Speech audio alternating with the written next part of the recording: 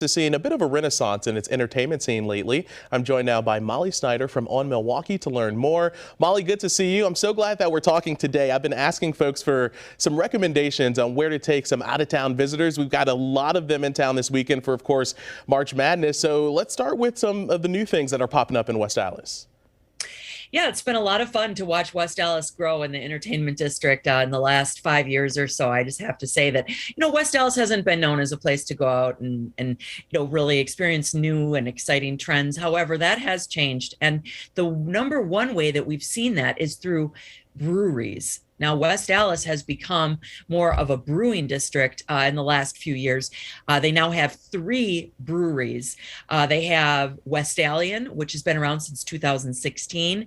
They also have Lehman Brewing, and they also have about to open any day Ope, OPE Brewery. So it's something that we've seen that is new to the area, but has been very successful, but also in line with what West Allis is all about. These are owned by couples, husband and wife duos, these breweries. They're very family oriented. You can bring kids to them. You can bring dogs onto the patio. And it's really just what about West Allis has been all about all along. And that's working class, very friendly, having conversation. It's just a really nice fit for West Allis, the number of breweries we've seen. And I see these pictures flashing by.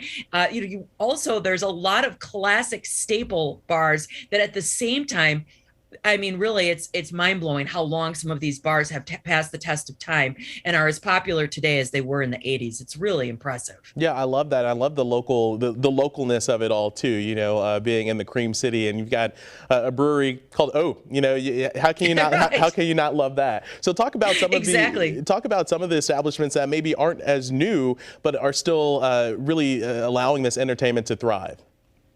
Yeah.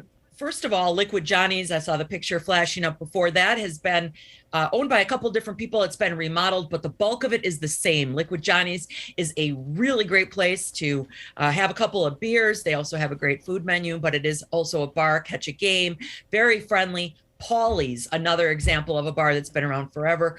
Paulie's has been called Water Street meets West Allis in the past, and it does kind of have that feel. It's a good place for lunch, but also has a lot of nightlife on the weekends. So definitely something to check out if you want to party in West Allis.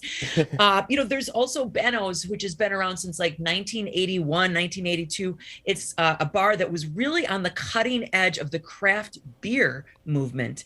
They had craft beer in the early 90s, long before other places did, even on the east side. There's always been these little areas in West Allis that have had really cutting edge offerings, but West Allis as a whole has not been known to be, a real trendy place. So I feel like some of these places haven't always gotten the attention they deserve. And now West Allis is having a renaissance. It's an affordable place to live.